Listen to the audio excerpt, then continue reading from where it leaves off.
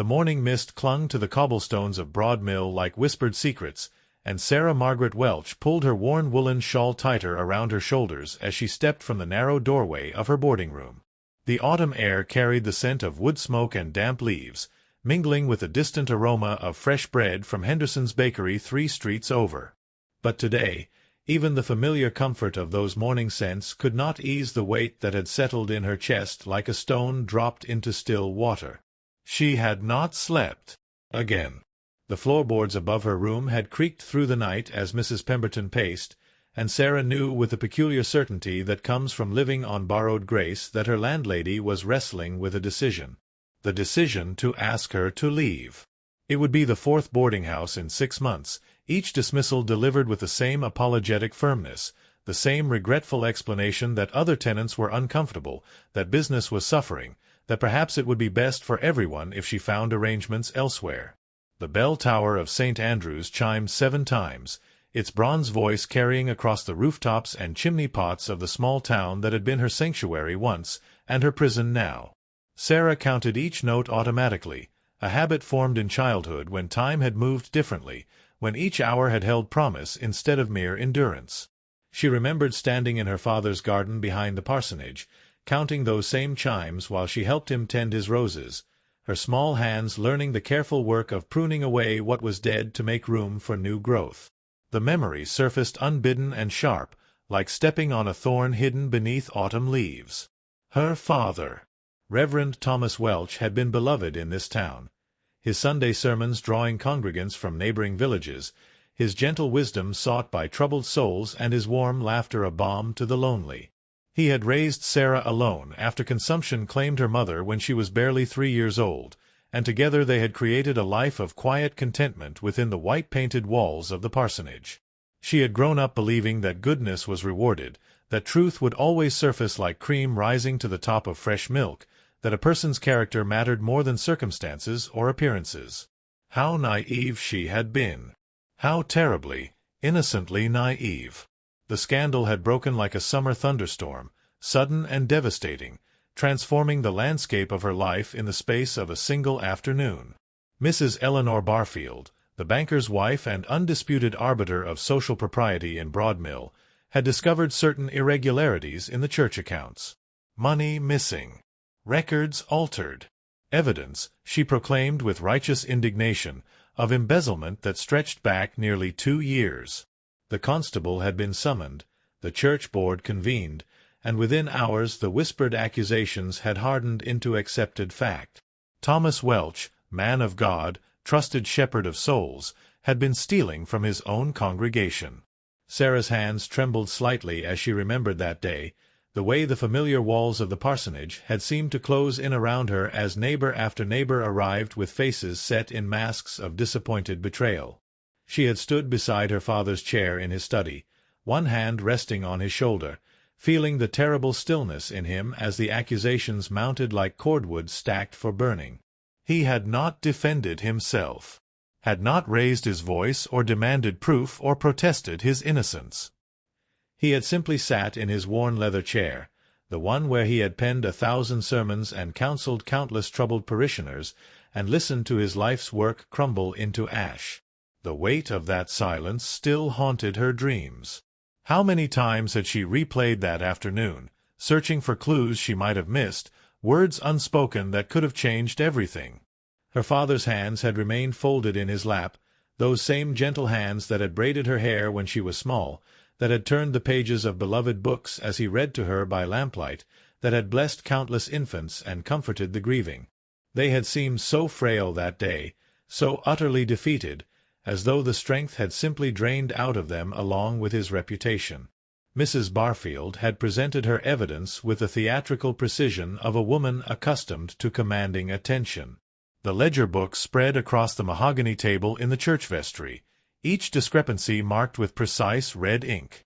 The bank statements that failed to reconcile with recorded donations. The testimonies of parishioners who claimed to remember making contributions that appeared nowhere in the official records. It had been damning and thorough, a case built with the methodical care of someone who understood the power of documentation and detail. But Sarah had known her father's character as intimately as she knew the rhythm of her own heartbeat. Thomas Welch had been incapable of dishonesty, as incapable as a rose was of blooming without sunlight. He had given away his own meals to hungry families, had worn the same threadbare coat for 5 years because he insisted the money for a new one was better spent on medicine for old Mrs. Patterson's arthritis.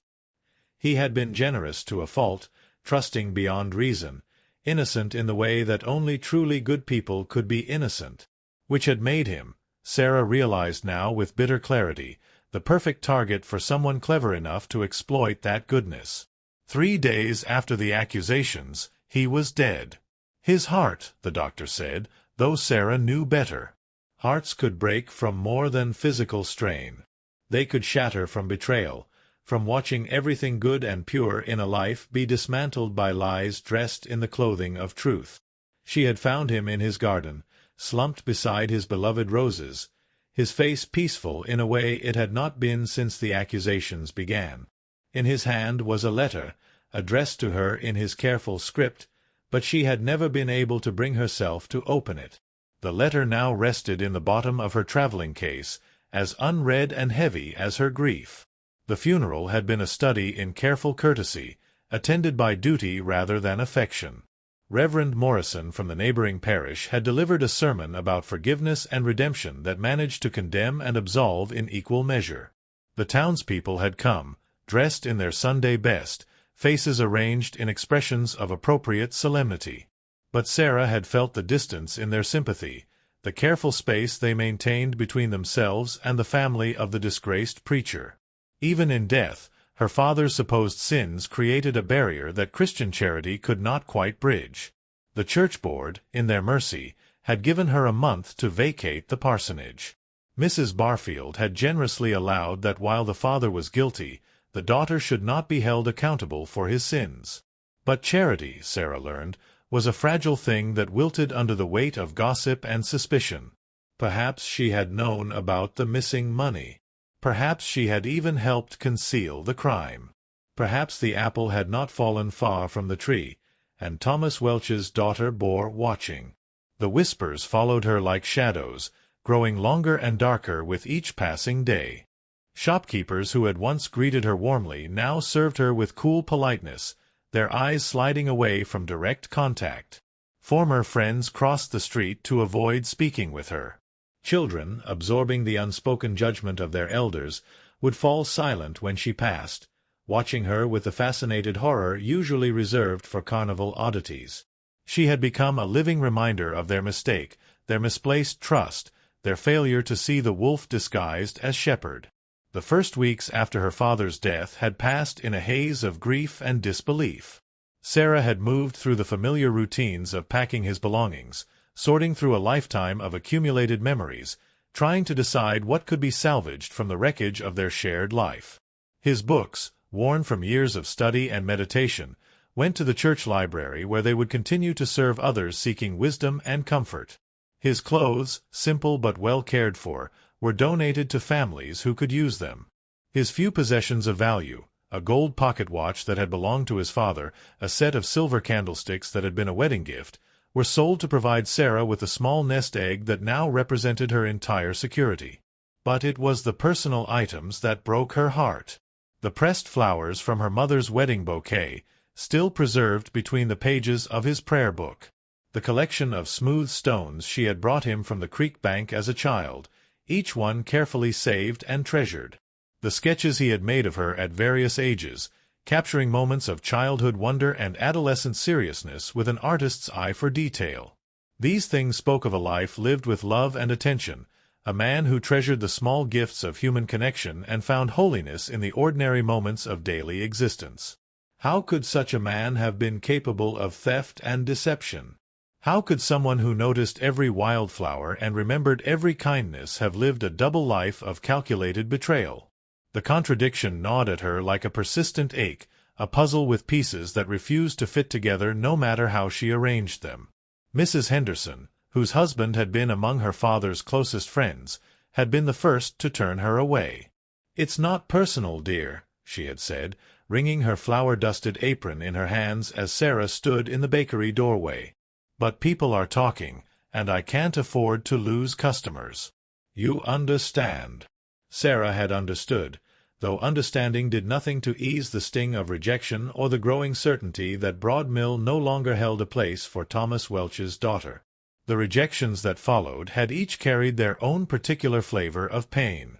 Mrs. Patterson, whom her father had visited faithfully throughout her long illness, had refused to meet Sarah's eyes when she politely declined her offer to help with household tasks. The Worthington family, for whom Sarah had tutored their youngest daughter in reading, had simply failed to answer her letter of inquiry about continued employment. Even Dr. Morrison, who had delivered her into the world and tended her through childhood ailments, had been distant and formal when she encountered him on the street, offering condolences with the careful tone of a man fulfilling social obligations rather than expressing genuine sympathy. But where else could she go? Her father had left behind little more than books and memories, and what few relatives she possessed lived hundreds of miles away, strangers who might offer grudging shelter but would never provide the belonging her soul craved. She had skills, could read and write better than most, had helped her father with his correspondence and church records, could keep house and tend garden and nurse the sick when needed, but skills meant nothing without someone willing to employ them. The irony was not lost on her that she had spent years preparing to be a minister's wife, learning the delicate arts of managing a household, tending to parish needs, and supporting a husband's calling with grace and efficiency. Her father had taken great pride in her accomplishments, often remarking that she would make some young clergyman an ideal helpmate. Now those same skills that should have made her an asset to any household were tainted by association with scandal and disgrace. Mrs. Pemberton's boarding house had been her refuge for the past 6 weeks, a narrow, 3-story building squeezed between a milliner's shop and a cobbler's stall like a bookmark between well-worn pages. The landlady was a widow herself, a thin woman with graying hair pulled back in a severe knot and eyes that seemed to catalogue every flaw and failing in those around her. She had accepted Sarah as a tenant with obvious reluctance, motivated more by financial necessity than Christian kindness, but she had accepted her nonetheless. It had felt like a small victory, a sign that perhaps the worst was over, that she might carve out some small corner of peace in this town that had once embraced her as a daughter. The room itself was spartanly furnished but clean, containing little more than a narrow bed, a washstand, and a small table beneath the single window that looked out onto the alley behind the building. Sarah had tried to make it homelike, arranging her few remaining possessions with care, hanging her mother's embroidered sampler on the wall where the morning light would catch the delicate stitches. But it remained stubbornly impersonal, a temporary shelter rather than a true home, and she found herself lying awake at night listening to the sounds of other people's lives filtering through the thin walls. Footsteps on the stairs, muffled conversations, the occasional sob or laugh that reminded her she was surrounded by strangers living their own separate dramas. Now, listening to the continued creaking of floorboards above, Sarah knew that even this tenuous security was slipping through her fingers like sand. Mrs. Pemberton's discomfort had been growing more obvious with each passing day, manifesting in increasingly frequent reminders about rent payment schedules and boarding-house rules, in subtle suggestions that perhaps a young woman of Sarah's circumstances might be happier in a larger town where people were less inclined to dwell on past troubles. She walked slowly down Oak Street, her worn boots making soft sounds against the cobblestones still slick with morning dew. The town was beginning to wake around her. Shopkeepers raising their shutters, housewives shaking out rugs and hanging washing lines, the milk cart rattling over the uneven stones as old Pete Murphy made his rounds. She moved through the familiar routine of morning like a ghost, present but not belonging, visible but unseen in any way that mattered. The streets themselves told the story of Broadmill's prosperity, paved with stones brought by wagon from the quarries 30 miles north, lined with buildings that spoke of careful planning and civic pride.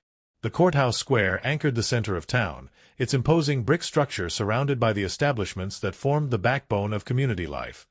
Morrison's General Store with its wide front porch where men gathered to discuss politics and weather, the First National Bank with its polished windows and gilt lettering, the newspaper office where the weekly Broadmill Gazette was produced with the serious attention to detail befitting an institution responsible for recording local history. Sarah had walked these streets as a child with the confident belonging of someone whose place in the community was assured and unquestioned. She had known every shopkeeper by name, had been welcomed into every establishment with the special warmth reserved for the preacher's daughter. The annual church picnic, the Christmas pageant, the harvest festival. These rhythms of community life had structured her understanding of how people lived together, how they supported and sustained each other through the inevitable challenges of human existence.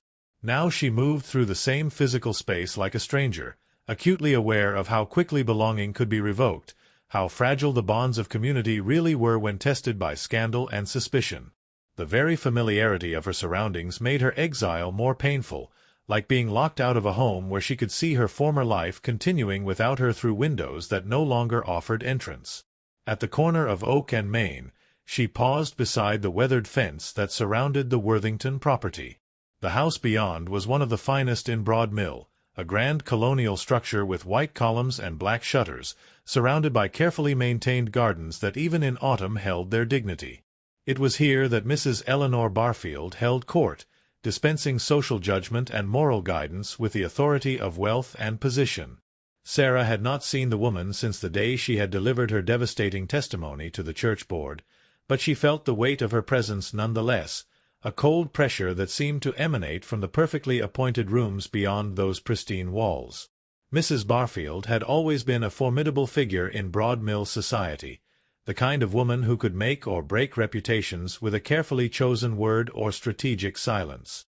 She was handsome rather than beautiful, with iron-gray hair arranged in elaborate styles that required daily attention from her personal maid, and a wardrobe that reflected both her husband's financial success and her own understanding of how clothing could be used to project authority and respectability.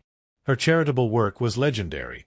She organized relief efforts for families affected by crop failures, supervised the annual clothing drive for the poor, and served on the hospital board with the dedication of someone who understood that civic involvement was both a privilege and a responsibility of her social position, which had made her accusations against Thomas Welch all the more devastating.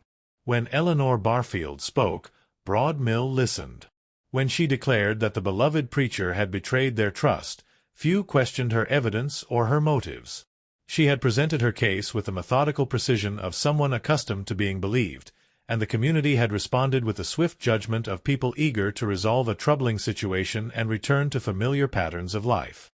A movement in one of the upstairs windows caught her attention, a curtain twitching aside, a pale face appearing briefly before withdrawing into shadow. Sarah's stomach clenched.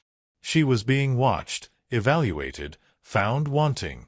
The sensation followed her as she continued down Main Street, past the post office and the general store, past Ferguson's Tavern with its painted sign swinging gently in the morning breeze. Every window seemed to hold hidden eyes, every doorway a potential judgment. The morning routine of the town unfolded around her with the comfortable predictability of a well-rehearsed performance. Mr. Morrison emerged from his general store to sweep the front porch, nodding politely to early customers while keeping a careful eye on his displays of goods arranged to catch the interest of passing shoppers. Mrs. Kelly hung laundry behind the seamstress shop, the white sheets and colorful garments creating a cheerful banner against the gray stone of the building. The postmaster sorted mail on the steps of his office, preparing for the daily distribution that connected Broadmill to the larger world beyond its borders. These small rituals of community life had once included Sarah as a natural participant. She had helped Mrs. Kelly with emergency sewing projects, had assisted Mr. Morrison with inventory during busy seasons, had even helped the postmaster organize mail during his brief illness the previous winter. Now she observed these activities from the outside, like someone watching a play in which she had once performed but from which she had been permanently excluded. She needed work, needed income, needed some way to prove to this town that she was not her father's sins embodied, but simply a young woman trying to survive in a world that had suddenly turned cold and strange. Her small savings, carefully hoarded from the household money her father had given her over the years, would not last much longer. Soon she would have nothing left but the clothes on her back and the stubborn pride that kept her spine straight and her head held high despite the weight of shame that pressed down on her shoulders like an invisible yoke. The employment notices posted outside Morrison's general store had not changed in weeks. A seamstress wanted, but only with references from satisfied customers. A cook needed for the Worthington household, but applications must include character testimonials from respectable citizens. A governess sought for the Maxwell children, but previous experience with prominent families required. Every opportunity seemed designed to exclude her, requiring the very thing she could no longer provide, the good opinion of her neighbors. Standing before those notices, Sarah felt the full weight of her impossible situation. She possessed skills that should have made her employable, had an education that exceeded that of most women in Broadmill, and carried herself with a dignity and grace that had been instilled in her from childhood. But none of these advantages mattered when set against the simple fact that she bore the name Welch and carried the stain of her father's alleged crimes. "Excuse me, miss." The voice came from behind her, low and carefully polite. Sarah turned, expecting to find another shopkeeper preparing to ask her to move along, another citizen of Broadmill exercising their right to avoid contamination by association. Instead, she found herself looking up into the weather-lined face of a man she did not recognize. He was tall and lean, with brown hair beginning to silver at the temples and hands that spoke of outdoor work. His clothes were clean but simple: wool trousers, cotton shirt, a leather vest that had seen honest use. There was something in his gray eyes, some quality of attention that suggested he saw her not as an object of curiosity or pity, but as a person deserving of basic courtesy. It had been so long since anyone had looked at her that way that she almost forgot how to respond.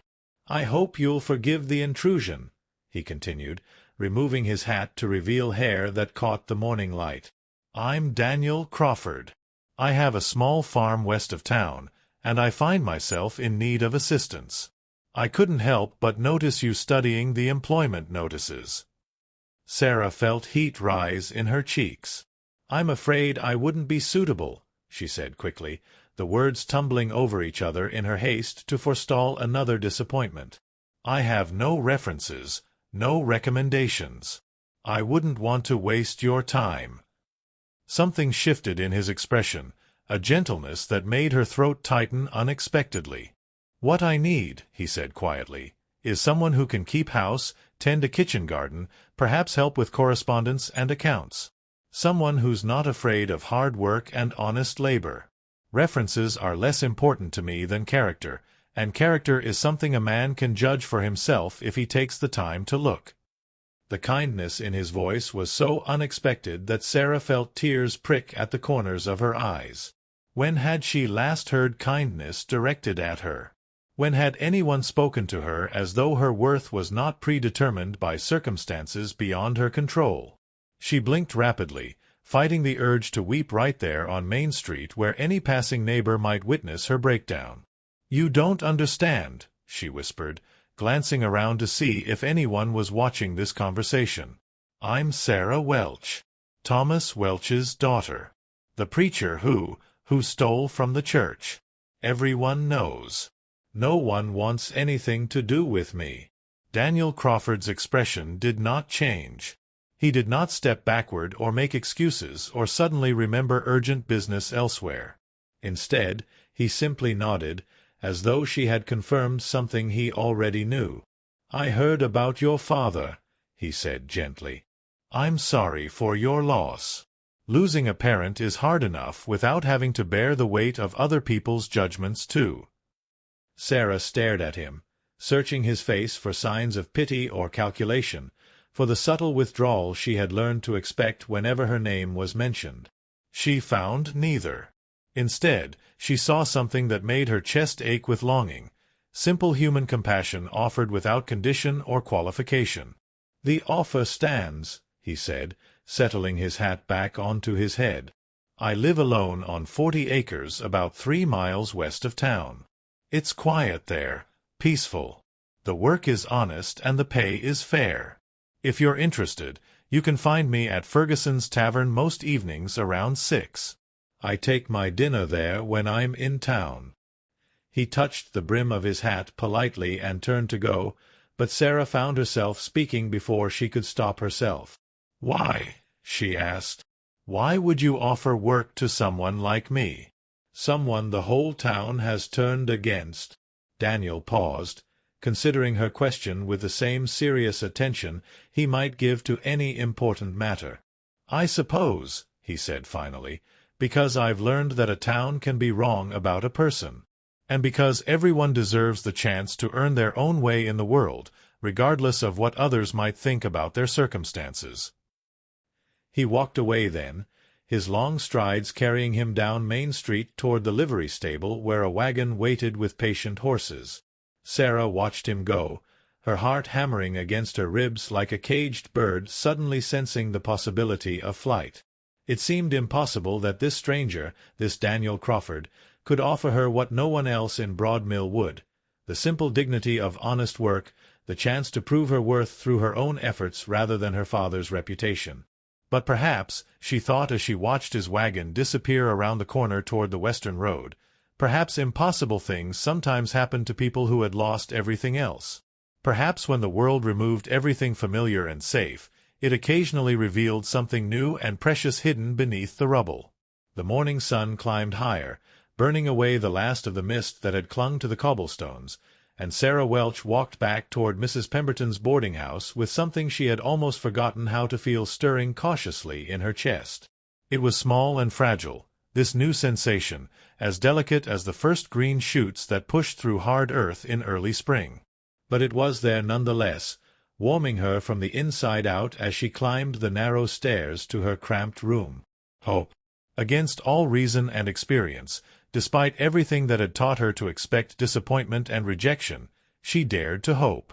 That evening, as the clock in Mrs. Pemberton's parlor chimed 6 times, Sarah found herself standing outside Ferguson's tavern, her heart racing and her hands trembling slightly as she reached for the heavy wooden door.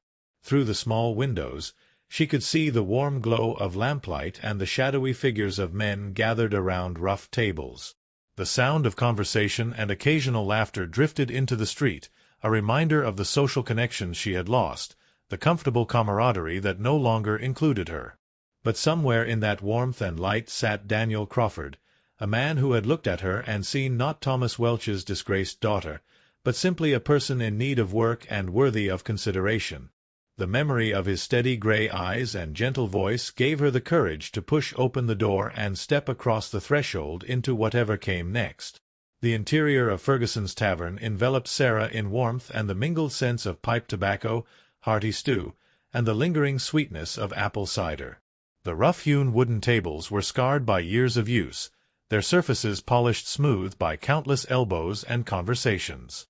Oil lamps cast pools of golden light that pushed back the gathering dusk, creating intimate spaces where men could discuss the day's labors and tomorrow's concerns with the easy camaraderie of neighbors who had known each other since childhood.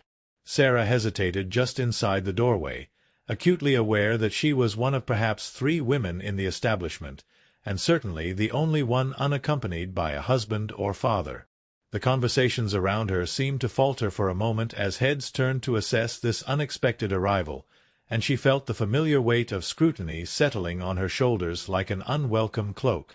But before the silence could stretch into something awkward and pointed, Daniel Crawford rose from a corner table and approached her with the same quiet courtesy he had shown that morning. "Miss Welch," he said, his voice carrying just enough to be heard by those nearby, but not so loud as to make a spectacle of her presence. "I'm glad you decided to come. Would you care to join me for supper?" The simple normalcy of his invitation steadied her nerves, and Sarah nodded gratefully as he guided her to his table. The other patrons gradually returned to their own conversations, though she could feel occasional glances directed their way, and she knew that her presence here would be noted and discussed long after she had gone. In a town the size of Broadmill, every public appearance was a statement, every social interaction a piece of gossip to be examined and interpreted. Daniel's table was positioned near one of the small windows that looked out onto Main Street, and Sarah found herself grateful for the familiar view even as she struggled to calm her racing pulse. She had not shared a meal with anyone since her father's death, had not engaged in the simple social ritual of conversation over food that had once been such a natural part of her daily existence.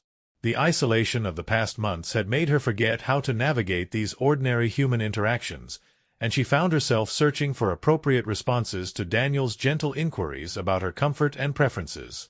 "The stew is particularly good tonight," he said, settling back into his chair with the unhurried manner of a man accustomed to taking time with his meals. "Mrs. Ferguson has a gift with seasoning that transforms even the most humble ingredients into something special. And the bread is always fresh. She bakes twice daily to keep up with demand." Sarah accepted his recommendation gratefully, relieved to have one less decision to make in an evening that already felt overwhelming in its significance. When the tavern-keeper's wife approached their table, wiping her hands on a flour-dusted apron, Sarah braced herself for the cool politeness or barely concealed hostility that had become her daily portion. Instead, Mrs. Ferguson offered a genuinely warm smile and inquired about her preferences with the same attention she might show any valued customer. "You're Thomas Welch's daughter, aren't you?" the older woman said, her Irish accent lending a musical quality to her words. "I remember you as a wee thing, always so polite when you came to town with your father. Such a terrible loss, dear. Your father was a good man who brought comfort to many troubled souls." The unexpected kindness brought tears to Sarah's eyes, and she struggled to find words adequate to express her gratitude. It had been so long since anyone had spoken of her father with genuine affection, so many months since someone had acknowledged the man he had been rather than the crimes he was alleged to have committed. Mrs. Ferguson seemed to understand her emotional state without need for explanation, patting Sarah's shoulder gently before bustling away to fetch their meal. "She doesn't judge quickly," Daniel observed quietly, watching Sarah compose herself with the careful attention of someone who understood the weight of public opinion. "Bridget Ferguson has seen enough of life to know that circumstances can change quickly, and that today's prosperity can become tomorrow's struggle without warning. She and her husband came to Broadmill with nothing but hope and determination, and they've never forgotten what it feels like to depend on the kindness of strangers." The stew, when it arrived, was indeed as excellent as Daniel had promised, rich with tender chunks of beef and vegetables, seasoned with herbs that spoke of careful cultivation and thoughtful preparation. Sarah realized she had been surviving on little more than bread and cheese for weeks, her appetite diminished by grief and anxiety, and she found herself eating with genuine hunger for the first time in months. The simple pleasure of a well-prepared meal shared in comfortable company reminded her of how many small joys she had lost along with her larger securities. As they ate, Daniel spoke easily of his farm and the rhythms of agricultural life that structured his days. He had 40 acres of good land, he explained, with fields suited to corn and wheat, pasture for a small herd of cattle, and garden space that could provide vegetables for household use and some surplus for market. His house was modest but well built, constructed by his own hands over the course of several seasons when weather and farm work permitted such projects. "I came to this area about 5 years ago," he said, breaking off a piece of bread to accompany his stew. "I had been working as a hired hand for various farmers back in Ohio, learning the trade and saving what money I could. When I heard about available land west of Broadmill, it seemed like an opportunity to build something of my own, to create the kind of life I had always imagined but never quite been able to achieve." Sarah found herself curious about his background, about the circumstances that had brought him to this part of the country as a solitary man seeking to establish himself through hard work and determination. There was something in his manner that suggested experiences beyond simple agricultural labor, an education and refinement that spoke of a more complex history than he was revealing. His speech was careful and articulate, his manners those of someone who had been raised with attention to courtesy and proper behavior. "Do you have family back in Ohio?" she asked, then immediately worried that she was being too forward, too presumptuous in her interest in his personal circumstances. Daniel's expression grew thoughtful, and for a moment Sarah thought he might deflect her question or change the subject entirely. Instead, he set down his spoon and considered his response with the same careful attention he seemed to give all matters of importance. "I had a wife," he said quietly. "Margaret. We were married for 3 years, and we had plans to start a family, to build a farm together where we could raise children and contribute to a community that would welcome our efforts. But she died in the influenza outbreak that swept through our county the winter before I came here. Sometimes starting over in a new place seems easier than trying to rebuild a life in surroundings that hold too many memories. The quiet grief in his voice resonated with Sarah's own experience of loss, and she felt a kinship with this man who had also learned how quickly life could rip away everything that seemed permanent and secure. She understood the need to escape familiar places that had become painful, the desire to find somewhere new where grief could be processed without the constant reminder of what had been lost. "I'm sorry," she said simply, knowing that words were inadequate but needing to acknowledge his trust in sharing something so personal. "It must have been very difficult to leave everything familiar behind." "It was," Daniel agreed. "But I've found that sometimes the most difficult choices lead to unexpected blessings. The farm has prospered beyond my initial expectations, and I've discovered that I have both the temperament and the skills for independent agricultural work. The only thing missing has been someone to share the daily responsibilities, someone who could manage the household tasks while I focus on field work and livestock." He paused, meeting her eyes directly with an expression that was both hopeful and carefully respectful. "I want to be clear about what I'm offering, Miss Welch. This would be honest employment with fair wages and respectable living arrangements. I have a small cottage on the property that was originally built for hired help. It's separate from the main house, private and comfortable, with its own kitchen and sitting area. You would have your independence while being close enough to manage household duties and assist with farm business as needed." Sarah felt her pulse quicken as the reality of his proposal became clear. He was offering her not just work, but a chance to escape the suffocating atmosphere of Broadmill, to build a new life away from the whispers and judgments that followed her through every day. The cottage he described sounded like a sanctuary, a place where she could begin to heal from the trauma of recent months while contributing something meaningful to another person's success and well-being. But even as hope bloomed in her chest, practical concerns crowded her thoughts. "What about the town?" she asked. "What will people say about a single woman working for a bachelor farmer?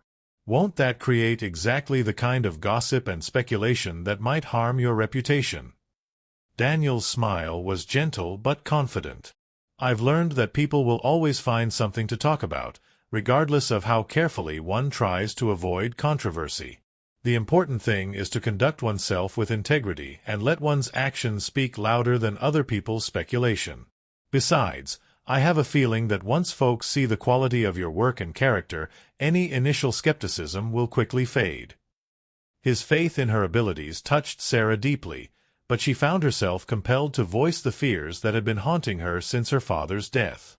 "You don't really know me," she said quietly. "What if the things people are saying about my family are true? What if I'm not the person you think I am?" Daniel leaned back in his chair, studying her face with the same careful attention he might give to evaluating soil quality or assessing the health of livestock.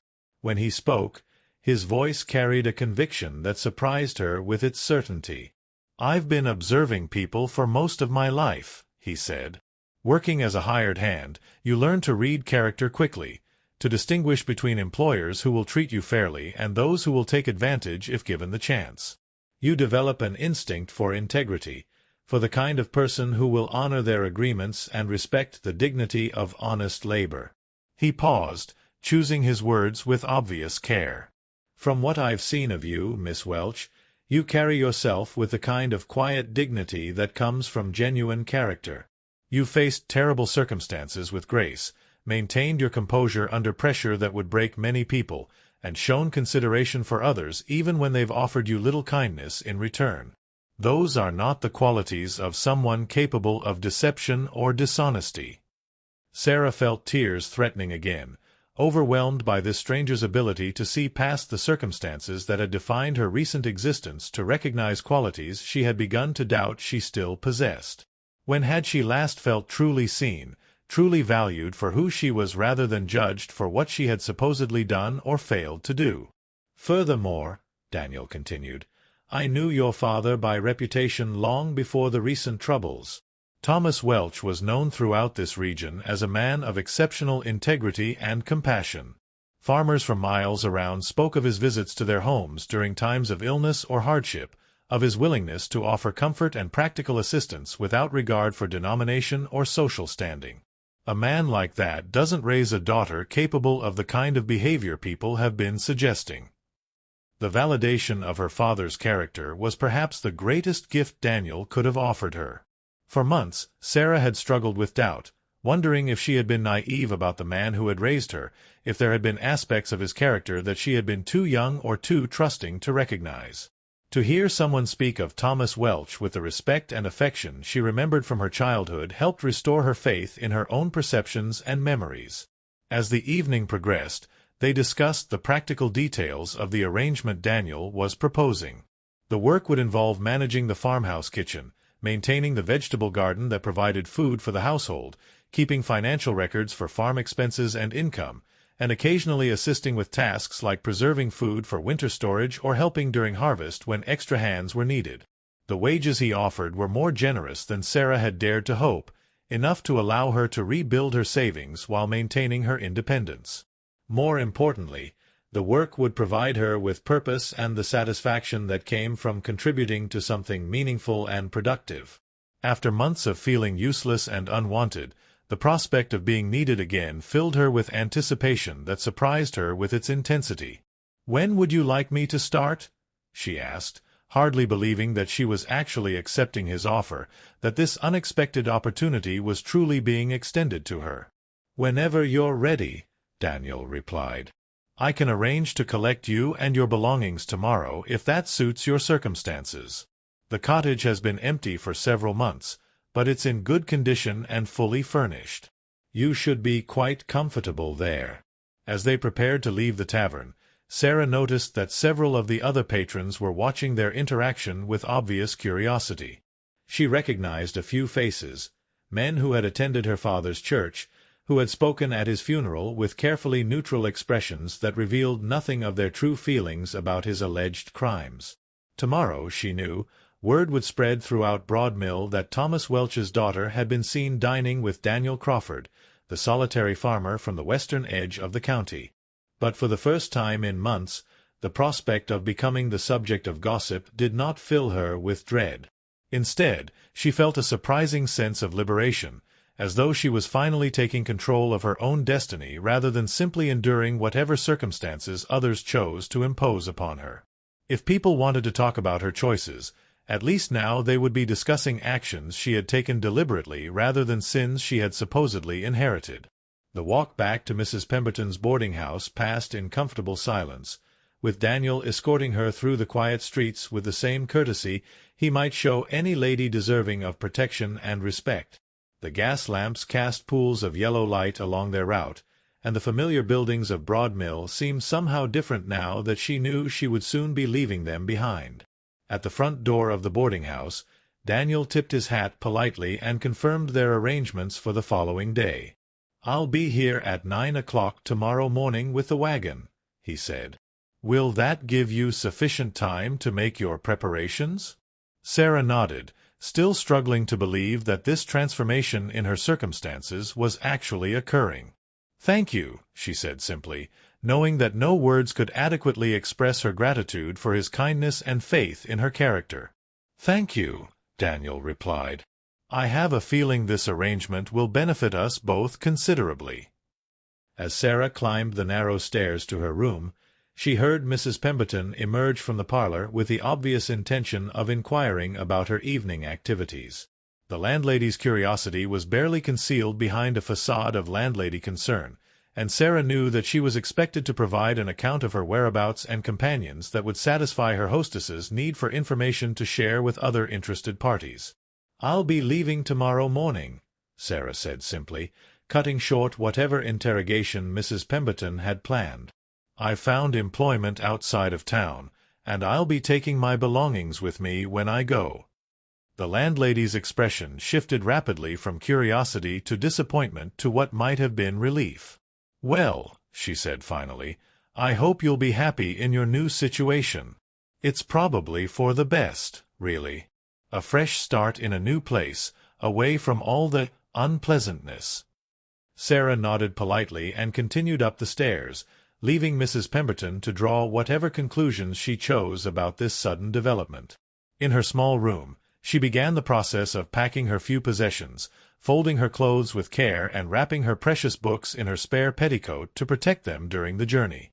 At the bottom of her traveling case, she hesitated over the unopened letter from her father, the final message he had left for her in his careful handwriting. Perhaps it was time. Perhaps, with a new beginning ahead of her and the first genuine kindness she had experienced in months fresh in her memory, she could finally find the courage to read whatever final words her father had wanted to share. With trembling fingers, she broke the seal and unfolded the familiar paper, her eyes filling with tears as she recognized the beloved script that had filled the margins of countless sermons and letters of comfort to grieving parishioners.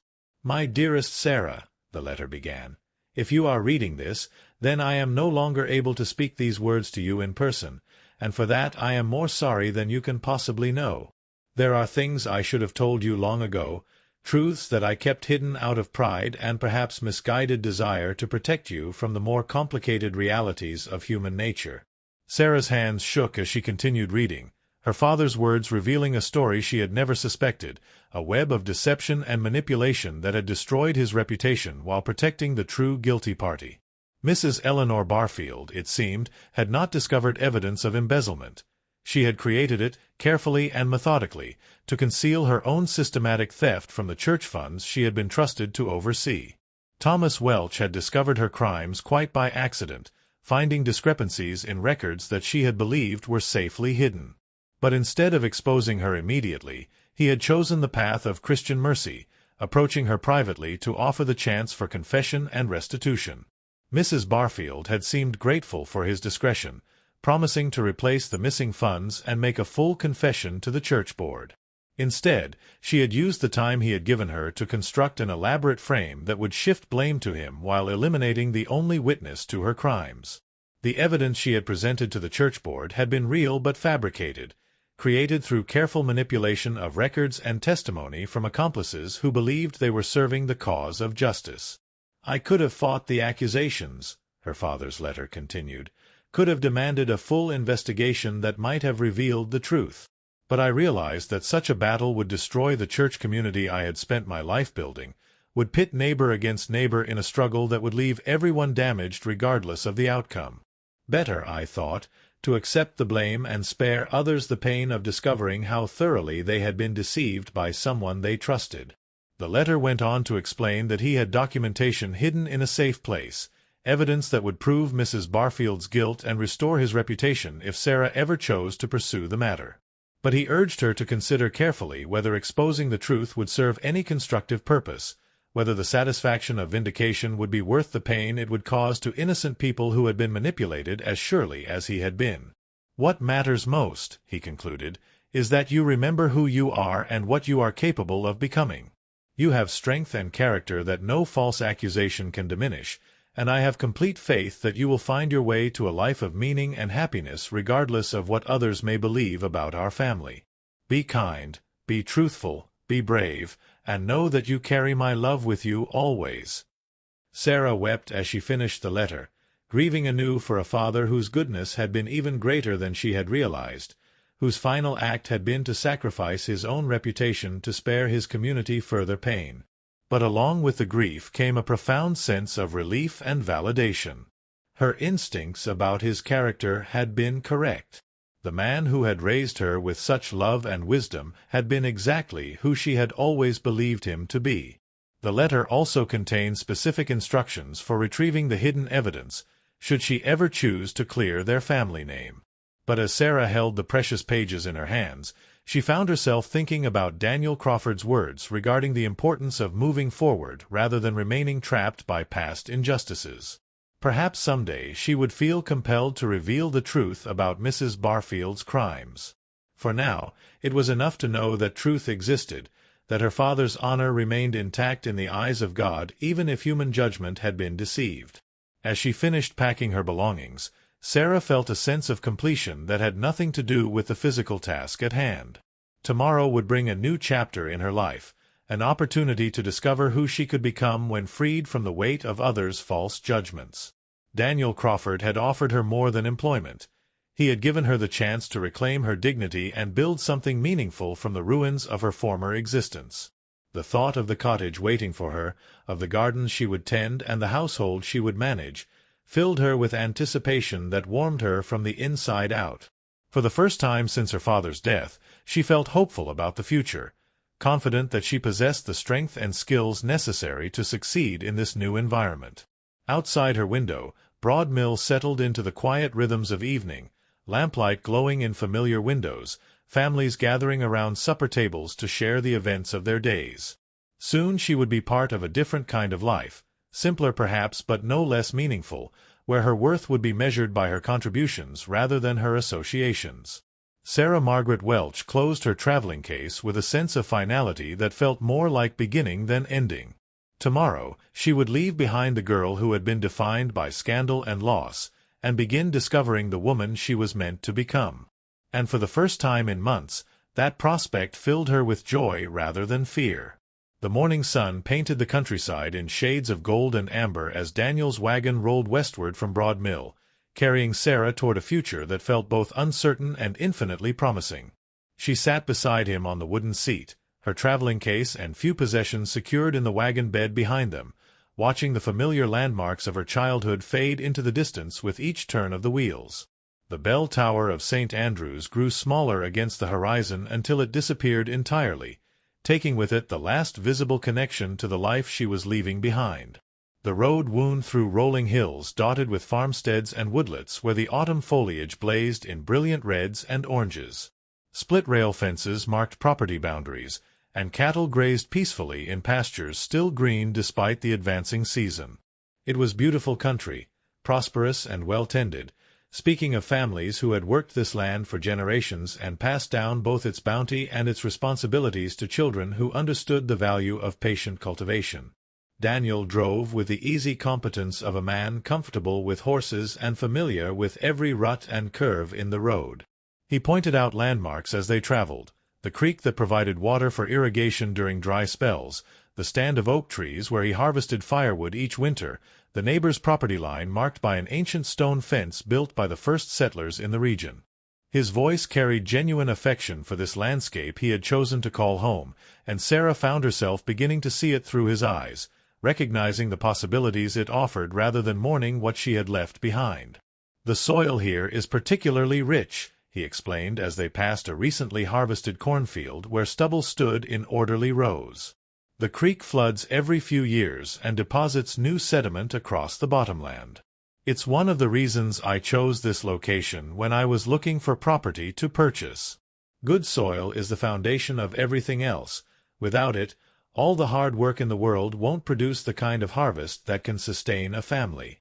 Sarah listened with growing interest as he described the rhythms of agricultural life, the careful planning required to balance different crops and livestock, the constant attention to weather patterns and soil conditions that determine success or failure. It was a different kind of existence from the one she had known in town, more directly connected to the natural world and its cycles, more dependent on practical skills and physical labor than on social connections and community standing. "Do you ever miss the convenience of town life?" she asked, genuinely curious about his motivation for choosing this more isolated existence. "The shops and neighbors, the ease of obtaining supplies and services?" Daniel considered her question thoughtfully, as he seemed to consider most things, before responding. "I suppose there are times when I miss the social aspects of town living," he admitted. "The conversations with neighbors, the sense of being part of a larger community with shared interests and concerns. But I found that the independence and self-sufficiency of farm life more than compensate for those losses. There's a satisfaction in being able to provide for yourself through your own efforts, in knowing that your success depends on your own character and industry rather than on the opinions and whims of others." His words resonated deeply with Sarah's recent experiences, reminding her of how quickly social standing could evaporate when circumstances changed beyond one's control. The idea of building a life based on practical skills and honest labor rather than reputation and connections appealed to her more than she had expected. Perhaps there was wisdom in stepping away from the complexities of community politics to focus on simpler, more fundamental pursuits. As they traveled, Daniel shared stories of his first years on the farm, the challenges he had faced as a newcomer learning to adapt his theoretical knowledge to the practical realities of this specific land and climate.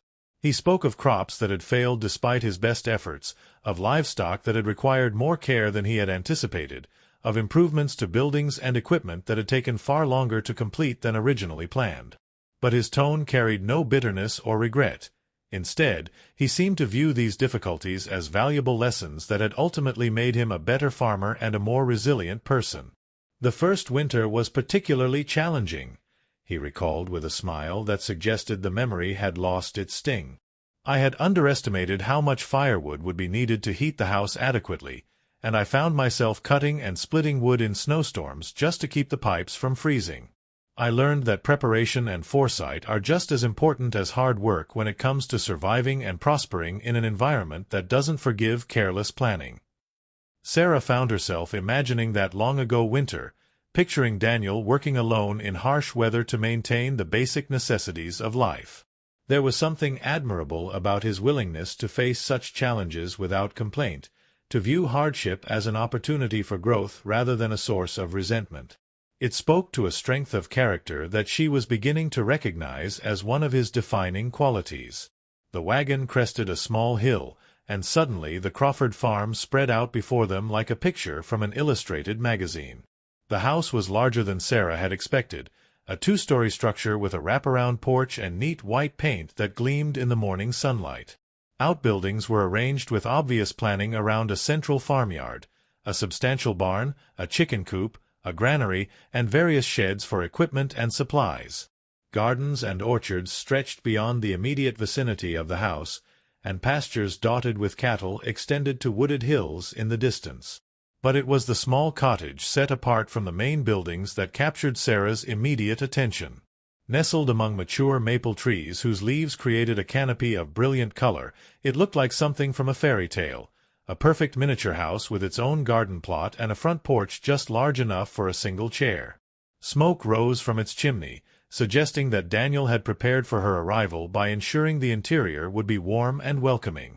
"It's beautiful," Sarah breathed, hardly believing that this charming dwelling was to be her new home. After months of cramped boarding-house rooms and uncertain temporary accommodations, the cottage represented a kind of security and independence she had not dared to imagine possible. Daniel's pleasure at her reaction was evident in his smile as he guided the wagon toward the cottage door. "I spent yesterday afternoon making sure everything was ready for your arrival," he said. "The larder is stocked with basic supplies, there's firewood cut and stacked for the next several weeks, and I've arranged fresh linens and other necessities. I want you to feel at home here from the very beginning." His thoughtfulness touched Sarah deeply, reminding her once again of how dramatically her circumstances had changed in the space of a single day. Yesterday morning, she had awakened in Mrs. Pemberton's boarding-house facing an uncertain future and dwindling options. Now she stood before a home of her own, however temporary, surrounded by beauty and offered the opportunity to build something meaningful through her own efforts. The interior of the cottage exceeded even her optimistic expectations. The main room served as both kitchen and sitting area, with a stone fireplace that provided both warmth and cooking capability. Simple but well-made furniture created an atmosphere of comfortable functionality. A sturdy table and chairs, a rocking chair positioned near the fireplace, shelves for books and personal belongings. The bedroom was small but adequate, with a comfortable bed and a window that looked out onto the garden where herbs and vegetables would grow in the coming spring. Everything was clean and carefully arranged, speaking of Daniel's attention to detail and genuine desire to make her feel welcome. He had even placed a small bouquet of late-blooming flowers on the kitchen table, a touch of beauty that transformed the space from merely functional to truly welcoming. "I hope you'll find everything you need to be comfortable," Daniel said, setting her traveling case beside the bedroom door. "If anything is missing or not to your liking, please don't hesitate to let me know. My goal is to make this arrangement beneficial for both of us, and your comfort and satisfaction are essential to achieving that goal." Sarah walked slowly through the cottage, touching surfaces and examining details with the wonder of someone who had not expected to find herself in such pleasant circumstances. The kitchen was equipped with everything necessary for preparing meals, The sitting area invited quiet evenings by the fire, and the bedroom offered privacy and peace after long days of work. It was more than adequate, it was perfect. "Thank you," she said simply, turning to face Daniel with eyes that she suspected revealed more of her gratitude than mere words could express. "I can't begin to tell you what this means to me, what your kindness has meant during one of the most difficult periods of my life." Daniel's expression grew serious, and he seemed to choose his words with particular care before responding. "Miss Welch, I want you to understand that this kindness, as you call it, is not charity or pity. You are here because I believe you have valuable skills and character that will benefit this farm and make both our lives more productive and pleasant. This is a business arrangement between equals, not a rescue operation." His words were clearly intended to preserve her dignity while acknowledging the reality of her difficult circumstances, and Sarah appreciated the delicate balance he was trying to maintain. She had spent months feeling like an object of charity or curiosity, and the prospect of being valued for her contributions rather than pitted for her losses was more precious than he could possibly know. Over the following days, Sarah threw herself into her new responsibilities with an energy and enthusiasm that surprised her with its intensity. The work was physical and demanding in ways she had not experienced before, but it was also deeply satisfying to see the immediate results of her efforts. The farmhouse kitchen, which had been clean but somewhat stark under Daniel's bachelor management, began to reflect her touch in small but meaningful ways. Herbs hung to dry from the rafters, bread rose on the windowsill, and the lingering aromas of carefully prepared meals created an atmosphere of warmth and hospitality. The vegetable garden that would be her primary responsibility come spring was currently dormant for the winter, but Daniel took time to show her the layout and explain his plans for the coming growing season. He had already prepared the soil with careful attention to drainage and fertility, and Sarah found herself looking forward to the challenge of coaxing maximum production from the available space. She had helped her father with his small garden behind the parsonage, but this would be on a much larger scale, requiring more sophisticated planning and technique. "The key," Daniel explained as they walked through the dormant garden plots, "is rotation and companion planting. Different vegetables have different nutritional needs and contribute different things to the soil. If you plan carefully, you can actually improve the garden's productivity year after year rather than depleting it through constant use." Sarah listened intently, taking mental notes about his recommendations for next year's plantings. The scientific approach to agriculture fascinated her, the way careful observation and systematic experimentation could improve results beyond what mere hard work could achieve. She began to understand why Daniel had been successful despite starting with limited resources. He combined physical effort with intellectual curiosity and careful planning. The financial records that were part of her responsibilities proved to be more complex than she had anticipated, reflecting the intricate calculations required to balance income from multiple crops and livestock against expenses for seed, equipment, hired help during harvest season, and improvements to buildings and infrastructure. Daniel's books were meticulously maintained, every transaction recorded with careful attention to detail that spoke of both natural organization and hard-won understanding of how small inefficiencies could accumulate into significant problems over time. "A farmer has to be part scientist, part businessman, and part gambler," Daniel observed as he guided her through the accounting system he had developed. "The science helps you make the best decisions possible based on available information. The business skills help you maximize profit and minimize waste. And the gambling comes in because no matter how carefully you plan, weather and market conditions can change everything in ways you can't predict or control." Sarah found herself thinking about this observation as she worked through the daily routines of her new life. There were parallels between farm management and the broader challenge of building a meaningful existence. Both required careful planning balanced with adaptability, both demanded hard work combined with patience, and both could be disrupted by circumstances beyond one's control. Perhaps the skills she was learning here would serve her well regardless of what the future might bring. The isolation that she had initially worried about proved to be less of a concern than expected. The farm was largely self-sufficient, requiring only occasional trips to town for supplies and services that could not be produced or performed locally. But more importantly, The work itself provided a sense of purpose and accomplishment that filled much of the emotional space that social connections might otherwise occupy. She fell asleep each night physically tired but mentally satisfied, feeling that she had contributed something valuable to the world rather than merely enduring another day of existence. Daniel proved to be an ideal employer, treating her with consistent respect while maintaining appropriate boundaries between their professional and personal interactions. He was available for guidance and instruction when needed, but he also trusted her judgment and independence in managing the responsibilities that fell within her sphere of authority. Their daily conversations over shared meals and evening planning sessions were pleasant and productive, focusing on practical matters while occasionally touching on broader topics of mutual interest. It was during one of these evening conversations, perhaps 3 weeks after her arrival, that the peaceful routine of their new arrangement was disrupted by unexpected visitors. Sarah was cleaning up after supper when the sound of approaching horses drew their attention to the farmyard where 2 riders were dismounting near the main house. Even in the fading light, she recognized the authoritative bearing of one figure and felt her stomach clench with familiar anxiety. Mrs. Eleanor Barfield had come calling, accompanied by Constable Mitchell, and their presence could only mean trouble. Daniel stepped onto the cottage porch beside Sarah, his expression alert but calm as he observed their unexpected guests. "Stay here," he said quietly. "Let me handle whatever this is about." But Sarah found she could not simply hide in the cottage while others determined her fate. The months of passive endurance, of accepting whatever judgment others chose to impose, were over.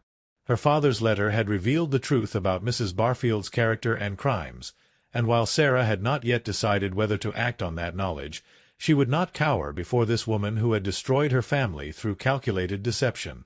"No," she said firmly, stepping down from the porch to walk beside Daniel toward the main house. "If this concerns me, then I should be part of whatever conversation is about to take place." Mrs. Barfield watched their approach with the cold satisfaction of someone who believed herself to be in complete control of the situation. She was dressed in her finest traveling clothes, her gray hair arranged in elaborate styles that required considerable time and effort to achieve. Constable Mitchell looked uncomfortable, his weathered face suggesting that he would prefer to be anywhere else but here on this unpleasant errand. "Mr. Crawford," Mrs. Barfield began without preamble, her voice carrying the authority of someone accustomed to being heard and obeyed. "I trust you understand why we have come. It has been brought to my attention that you have employed Miss Welch here in a capacity that can only be described as highly inappropriate for a respectable unmarried woman." Daniel's response was measured but firm, his tone respectful but not deferential. "Mrs. Barfield, Miss Welch is employed as my housekeeper and farm assistant, living in separate quarters with complete independence and propriety. I fail to see how such an arrangement could be considered inappropriate by any reasonable standard." Mrs. Barfield's smile was thin and cold, the expression of someone who held cards that others could not see. "Come now, Mr. Crawford. A young unmarried woman living alone on an isolated farm with a bachelor employer? The very appearance of such an arrangement is scandalous, regardless of whatever innocent explanations you might offer. Decent people are already talking, and I fear that such talk can only damage both your reputation and hers."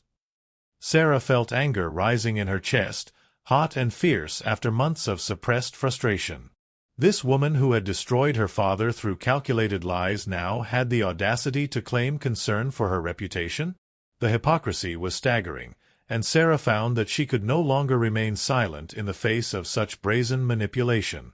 "Mrs. Barfield," she said, her voice steady despite the racing of her heart, "I find it interesting that you express such concern for my reputation, given your role in destroying my father's good name through false accusations and fabricated evidence."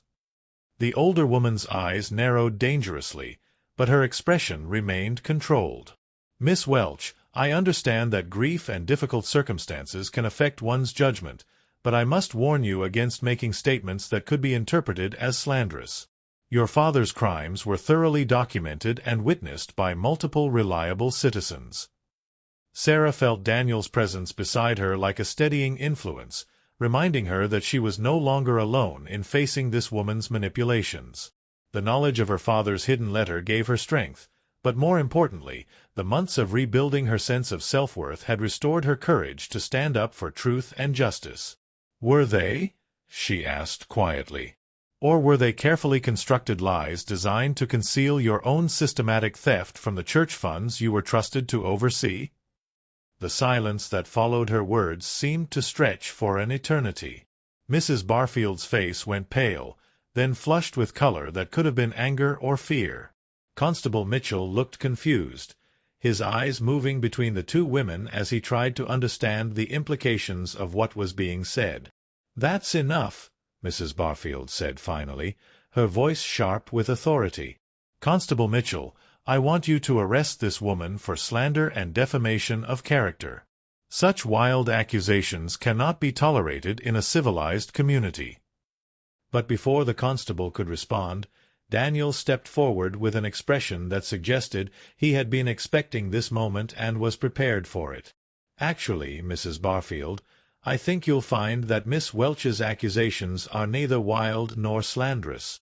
You see, Thomas Welch was a careful man who documented everything carefully, including evidence of your crimes that he discovered before his death."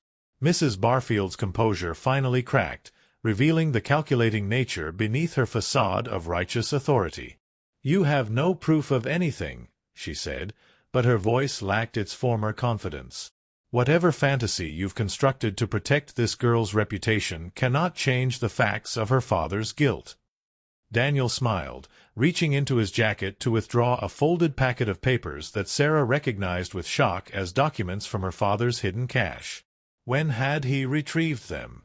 How had he known where to look?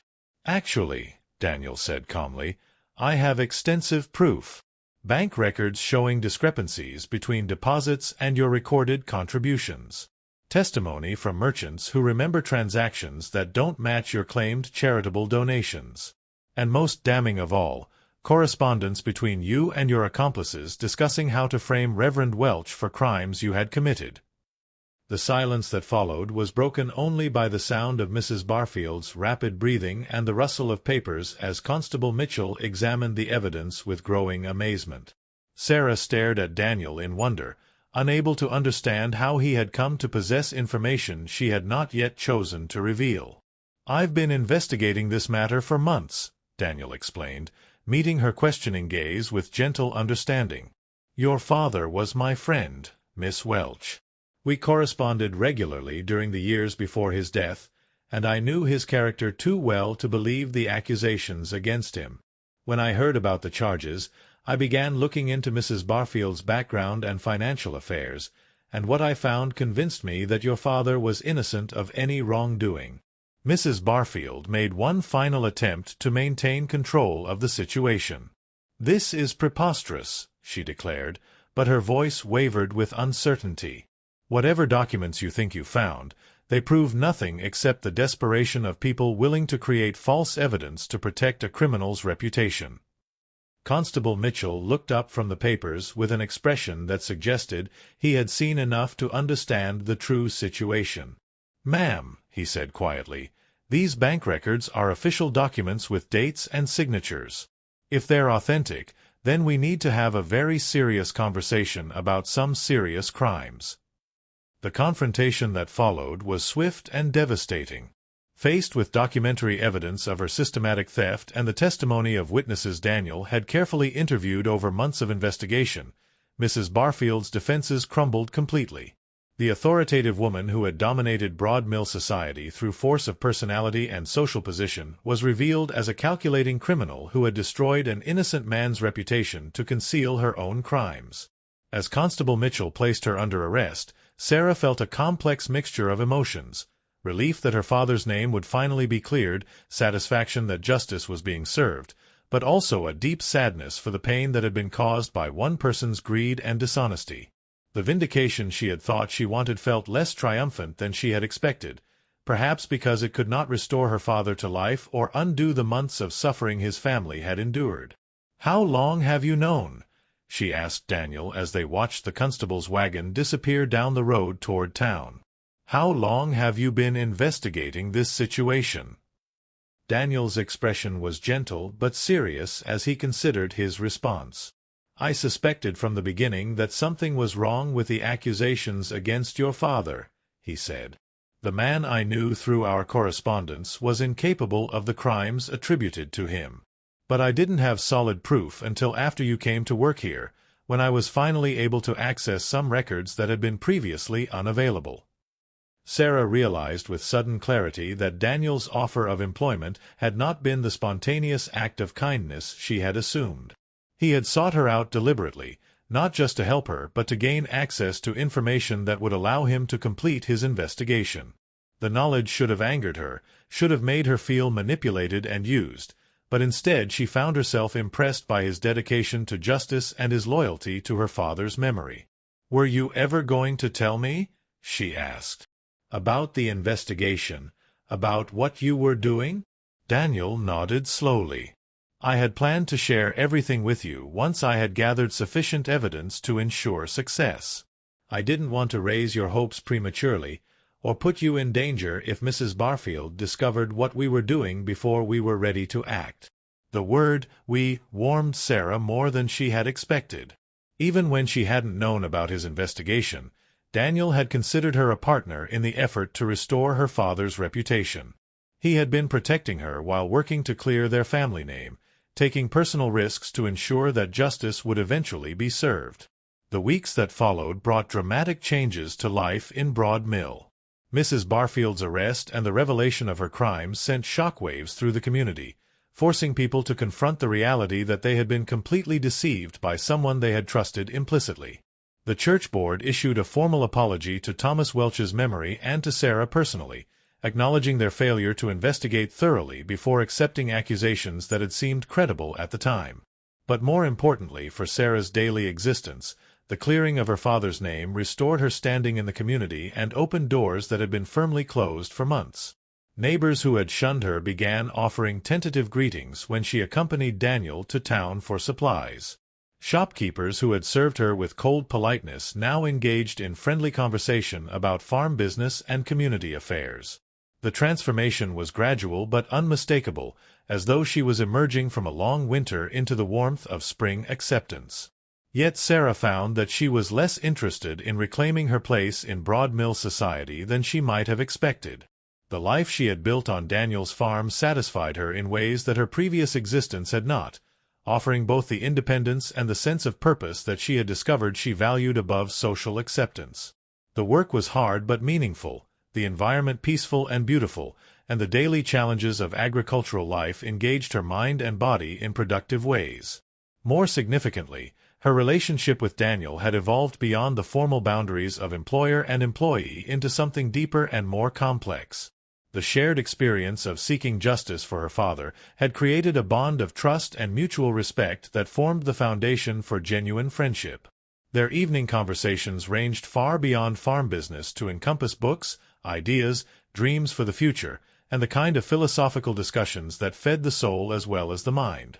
It was during one such conversation, on a mild evening in late November when the first frost had silvered the garden but the cottage remained warm and welcoming, that Daniel finally addressed the question that had been hovering unspoken between them for weeks. "Sarah," he said, using her first name for the first time since she had come to work for him, "I need to ask you something important, and I want you to feel completely free to answer honestly without worrying about your employment or living situation." Sarah looked up from the correspondence she had been organizing, sensing from his tone that this was a conversation of particular significance. "Of course," she said simply, setting aside her work to give him her complete attention. Daniel seemed to struggle with his words for a moment, the same man who spoke so confidently about farming and business appearing suddenly uncertain about matters of the heart. "Your father's name has been cleared," he said finally. "Your reputation in the community has been restored. You have skills and character that would make you welcome in any household or employment situation you might choose. You don't need to stay here anymore if you don't want to." Sarah felt her heart begin to race as she realized what he was really asking. "Are you saying you want me to leave?" she asked quietly. "No," Daniel said quickly, his voice carrying a fervor that surprised them both. "No, that's exactly the opposite of what I'm saying.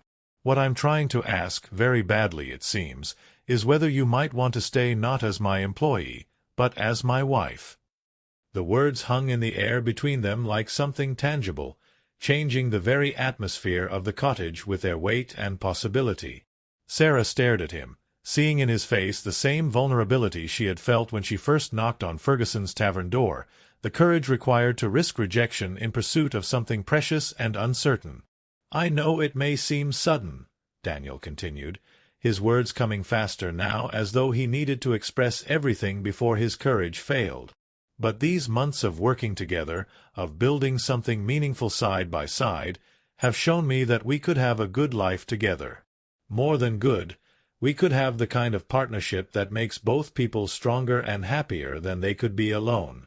Sarah felt tears gathering in her eyes, but for the first time in months they were tears of joy rather than sorrow. The life Daniel was offering was everything she had dreamed of but never dared to hope for. Love based on mutual respect and shared values, partnership in meaningful work, the chance to build something lasting with someone whose character she had come to trust completely. "Yes," she said simply, the word carrying all the hope and gratitude and love she could not yet find adequate language to express. "Yes, I would very much like to be your wife." The kiss they shared sealed a commitment that felt both natural and miraculous, the culmination of a journey that had begun with loss and despair but had led them to this moment of perfect rightness. Outside the cottage windows, the first stars were appearing in the darkening sky, witnesses to the beginning of a new chapter in both their lives. Their wedding was a small ceremony held in the newly built Methodist church on the outskirts of Broadmill, officiated by the visiting minister who had replaced her father in serving the area's spiritual needs. The congregation was modest but sincere, composed of neighbors who had come to respect both Daniel's integrity and Sarah's courage in facing adversity with grace. Mrs. Ferguson provided the wedding cake, a gesture of friendship that touched Sarah deeply with its simple kindness. As they exchanged vows in the presence of God and their community, Sarah thought about her father's letter and his encouragement to be kind, truthful, and brave. She had found all three qualities in the man standing beside her, and she had discovered that possessing them herself had led her to blessings she could never have imagined during the darkest days of her trials. The cottage that had been her sanctuary became their first home, filled with the laughter and quiet companionship of two people who had found in each other the missing piece that made their individual lives complete. The garden they planted together that first spring produced an abundance that fed both body and soul, and the children who eventually blessed their union grew up understanding that love could triumph over adversity when supported by faith, hard work, and unwavering commitment to truth. Years later, when Sarah would tell the story of their courtship to those children, she would emphasize not the dramatic moments of revelation and vindication, but the quiet daily choices that had built their happiness. Daniel's decision to look beyond appearances to character, her own courage in accepting his offer of employment, their mutual commitment to building something meaningful together despite the opposition of those who preferred judgment to understanding. The whole town had indeed turned against her during those dark months following her father's death. But it had taken only one man, standing by her side with unwavering faith in her character and potential, to transform her story from one of loss and exile into a testament to the power of love to heal and restore. In the end, perhaps that was the most important lesson of all, that a single person choosing kindness over judgment, faith over fear, could change everything for someone desperately in need of a second chance. As the seasons turned and their life together deepened and flourished, Sarah often found herself thinking about the mysterious ways in which tragedy could lead to unexpected blessings, how the very circumstances that seemed designed to destroy could become the foundation for something better and stronger than what had been lost. The little cottage among the maple trees remained their favorite place to sit in the evenings, watching the sunset paint the western sky while they planned for tomorrow and gave thanks for the grace that had brought them through darkness into light.